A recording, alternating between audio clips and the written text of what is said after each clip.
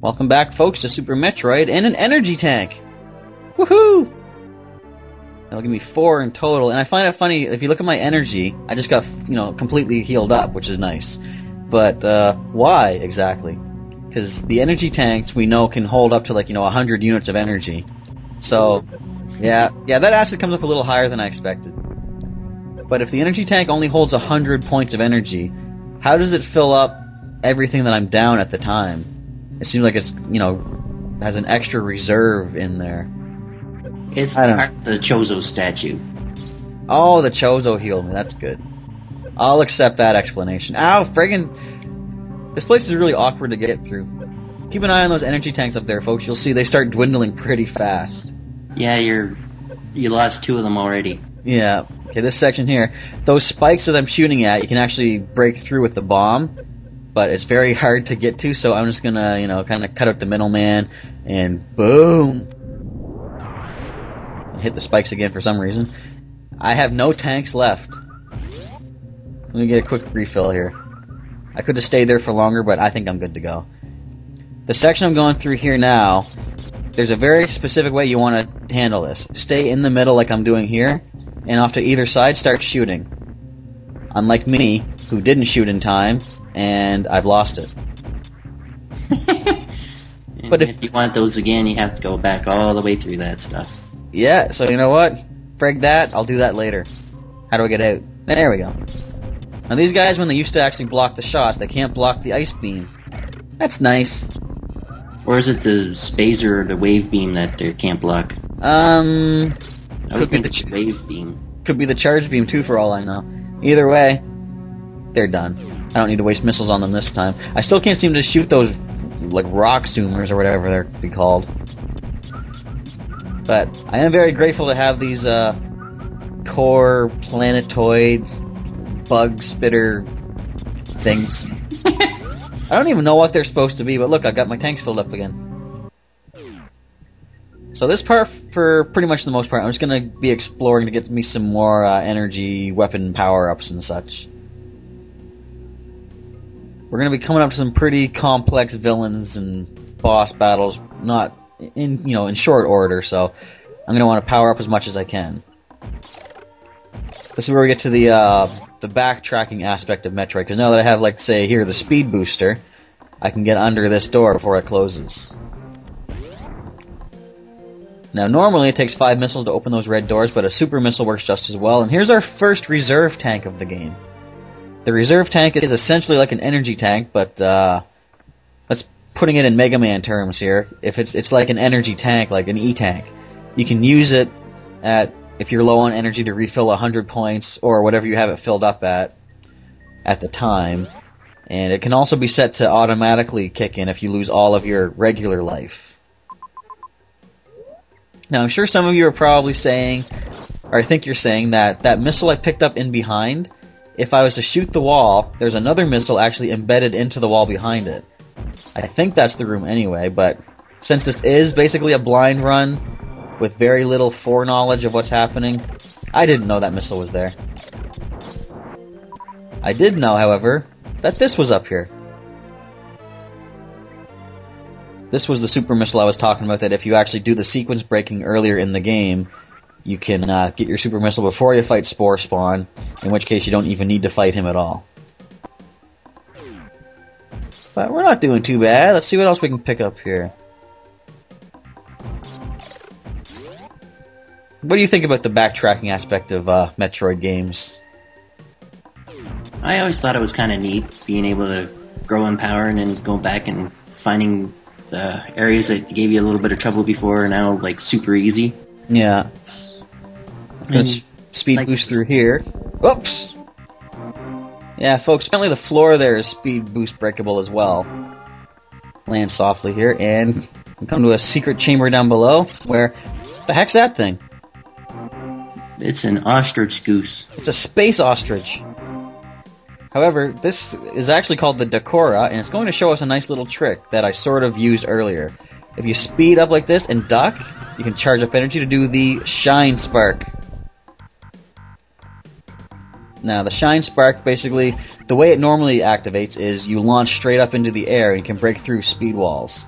But as soon as you hit the jump button, okay, if you're doing like a somersault jump, it won't activate, so you can keep it charged up. But if you do a regular hop, the moment you hop, if you push a direction on the control pad, you can actually angle which way you're going to shoot yourself.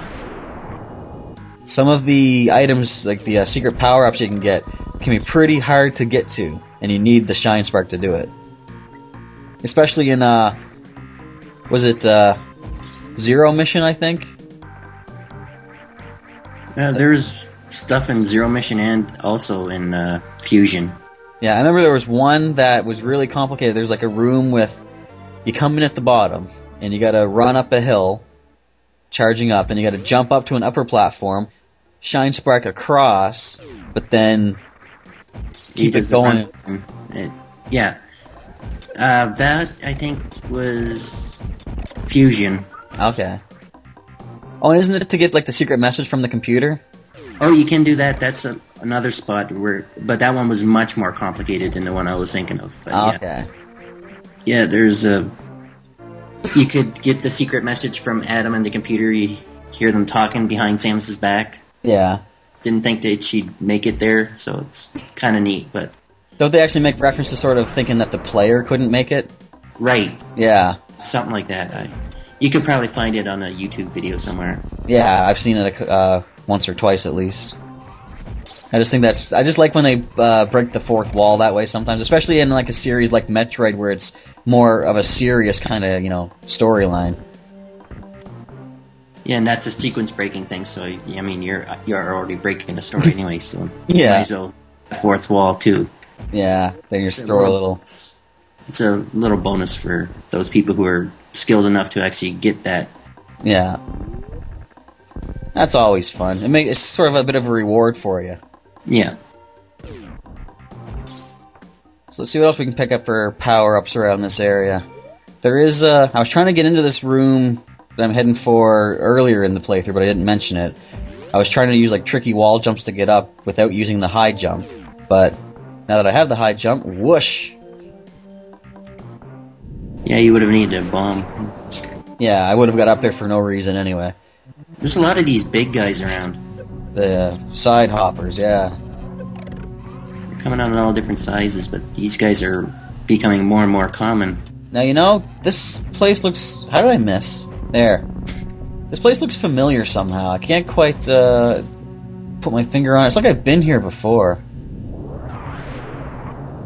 Oh, power bombs. That's nice. But yeah, does this look familiar at all to you? I can't quite place it. Let's see what's on the other side of this wall. Oh, hey, this is where I got the morph ball.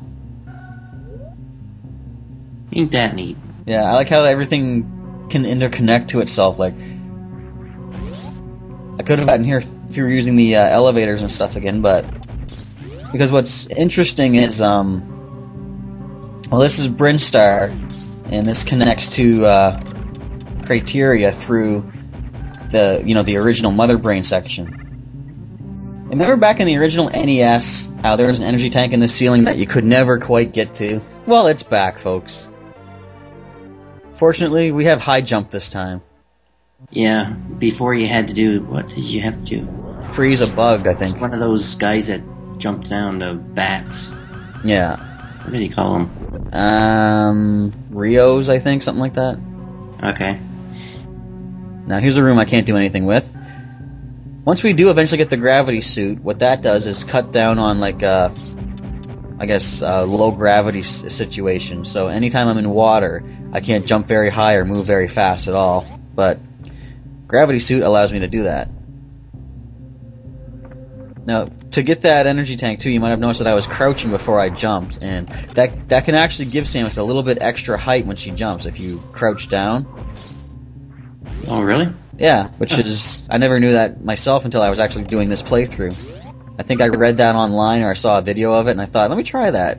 And I tested it. A regular jump got me so high, but then a crouch jump got me up a little bit higher. That's a nice little trick you can use too. And I like this, how this whole time, if I had power bombs at the start of the game, I could have, been in this area right away. It's like you never quite know what's on the other side of the wall when you're playing through a Metroid game. And of course, that door's locked. Gotta take him out anyway. Now back to something we were talking about earlier, like in one of the earlier parts. We mentioned the original, Metroid, how you could get the Justin Bailey code, where it's Samus without the suit. And I always thought that was cool, Samus. Nobody knew who Samus was, was it a robot? Was it a guy? No, I don't think many people assumed it was a girl originally until they beat the game. So, I think that's all well and good, but to be honest, in recent years, I think they've sort of femininized, I guess, Samus. It's like, when I think of Samus, I think of the power suit, the Various suit, the metallic bounty hunter saving the world and plowing through plants. Yeah. That's awesome. But, so it kind of like they make it so if you go through a Metroid game quickly enough and with enough of the items and stuff, basically, if you do Samus's job as well as you're supposed to, or as well as she's supposed to be able to, your reward is to see her in skimpy clothing. And I'm like, that kind of takes away from her whole role as hero, I think. I mean, I understand. Like the ending to Metroid Prime 1, like where... Yeah, she takes her helmet off. Yeah, and it's like her face is in shadow, but